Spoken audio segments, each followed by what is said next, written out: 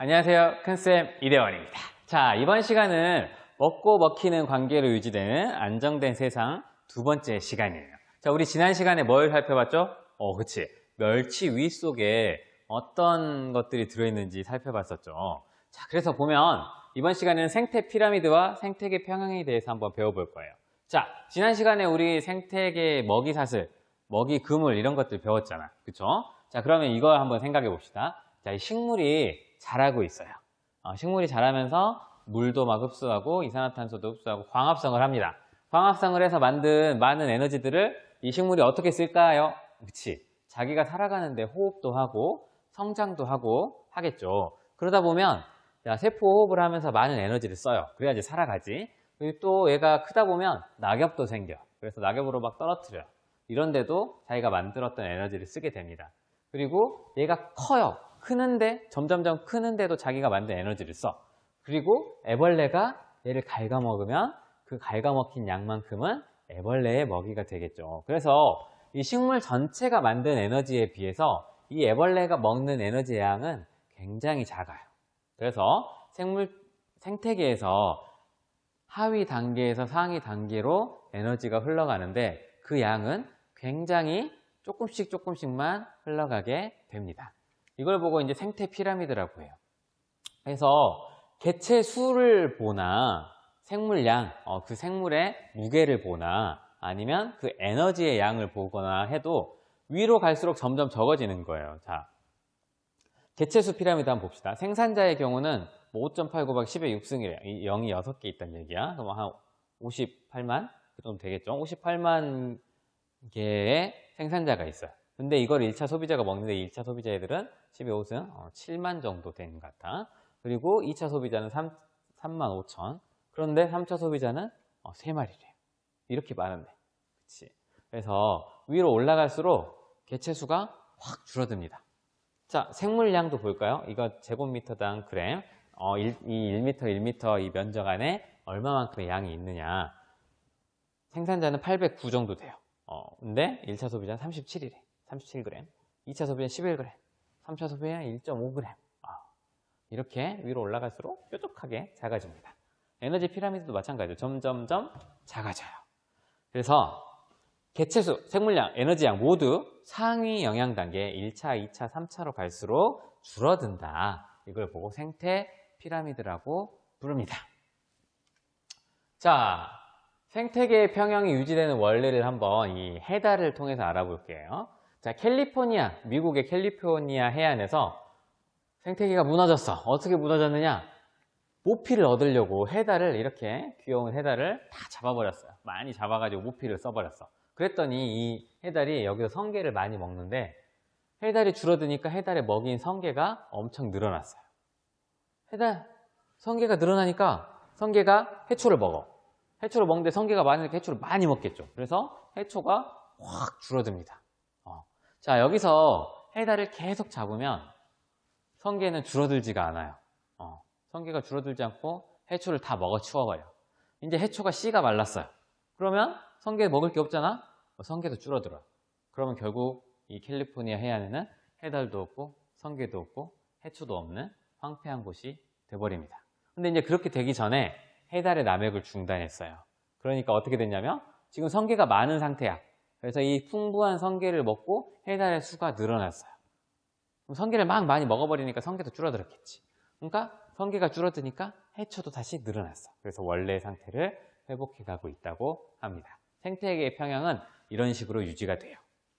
자, 그래서 해달, 성게, 해초, 개체군이 안정된 상태일 때 개체수 피라미드 좀 이따가 알아볼게요. 그리고 얘네가 변화하면 어떻게 될까? 봅시다. 자, 처음에 이렇게 안정된 상태예요. 위로 갈수록 적은 수가 있는 안정된 피라미드를 이루고 있는데, 자, 해초, 성게, 해달을 확 잡아버렸어. 사람이 잡아서 해달이 줄어들었어요. 해달이 줄어드니까 성게가 성게를 먹을 해달이 없어지니까 늘어났어. 이게 늘어나니까 해초가 감소해요. 성게가 다 먹어버렸어. 그래서 성게가 늘어났는데 다행히 해달을 안 잡고 다시 이제 보호를 하기 시작하니까 얘네가 이 많은 성게를 먹고 다시 늘어났어요. 그러니까 성게가 다시 줄어들었어. 성게가 줄어드니까 다시 해초가 늘어나면서 원래의 모습을 찾았습니다. 이게 바로 생태계가 평형을 이루는 거예요.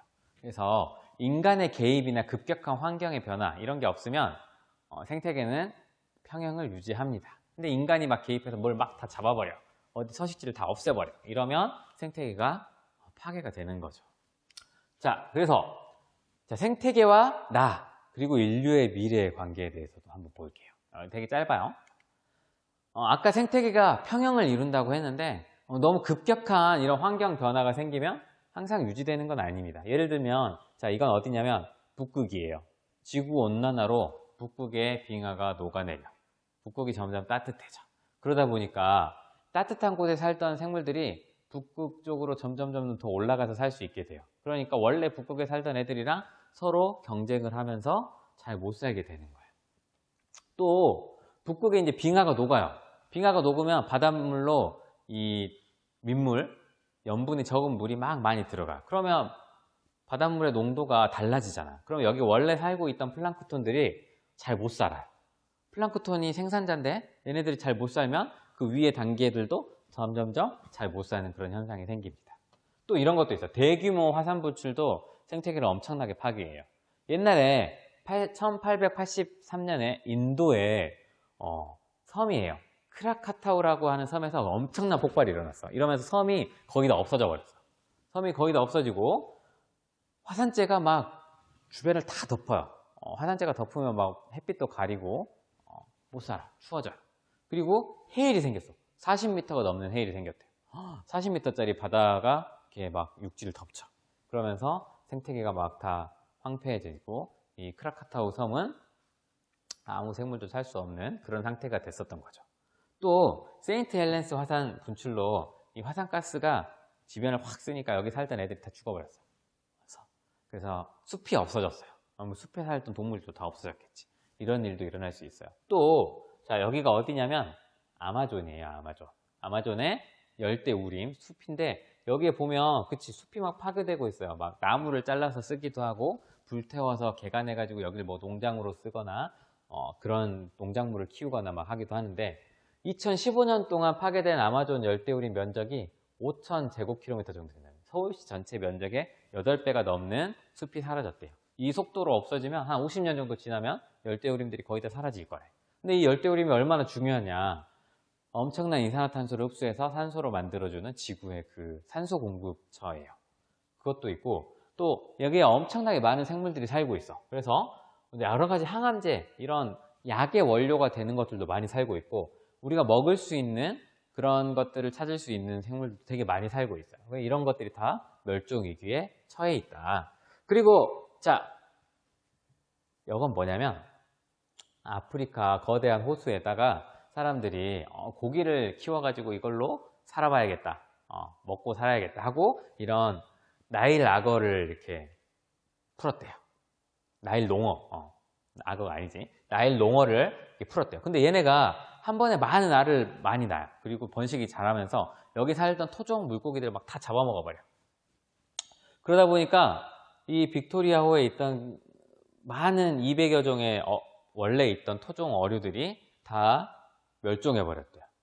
그리고 이 작은 물고기들이 여기에 살고 있던 곤충이나 막 이런 것들을 다 먹어줬었는데 곤충을 먹는 애들이 없어졌어. 그러니까 모기, 하루살이 이런 게 막 이 지면을 막 다 뒤덮을 정도로 많아졌대요. 엄청 많아지고 호수는 조류로 뒤덮여. 막 녹조 현상 이런 걸로 막 뒤덮여. 썩어버렸어요. 그래서 이 지역은 빈곤과 전염병이 증가하는 사람이 살기 힘든 곳이 돼버렸어요. 이거 하나 넣었을 뿐인데 이렇게 변해버립니다. 그래서 우리 이런 다양한 우리의 자원들 이런 것들이 생태계에서 와요. 우리가 먹는 뭐 이거 녹두, 뭐 콩, 다양한 콩들, 팥 이런 것들을 우리가 식량으로 먹죠.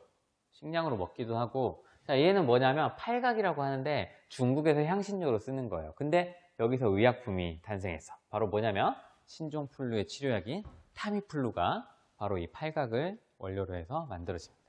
또 이 주목의 열매에서도 항암제 성분을 얻을 수 있대요. 약으로 쓸 수 있어. 그리고 이거는 이제 청자고등이라고 하는 바다에 사는 생물인데 강한 독이 있어요. 독이 있는데 이 독 같은 것들을 강력한 진통제로 쓸 수가 있다고 합니다. 자, 이렇게 지구 생태계에 있는 다양한 생물들은 인류에게 식량도 되고 의약품도 되고 관광 자원도 되고 굉장히 많은 도움을 줘요. 얘네들이 없으면 우리가 살기 힘들기도 해. 하지만 이런 자원으로서의 가치도 있지만 얘네들도 다 살아있는 생명들이에요. 그렇죠? 그래서 모든 지구의 생명들은 인간과 마찬가지로 평등한 살아남을 권리가 평등권이 있습니다. 우리가 함부로 쉽게 이렇게 잡아서 죽이는, 멸종시키고 이러면 안 되는 것들이에요. 그리고 또한 그렇게 멸종하고 없어지면 아까 빅토리아 호수에서 봤듯이 사람이 살기도 힘들어집니다. 그래서 우리는 생태계를 잘 보존해야지만이 우리 인류도 잘 살아갈 수 있고 다양한 자원을 얻을 수가 있어요. 자, 그래서 우리 이번 시간 댓글은 우리가 우리 주변의 생태계를 보존하기 위해서 어떤 실천을 할 수 있을까 생각해보고 한 가지만 적어주면 되겠습니다.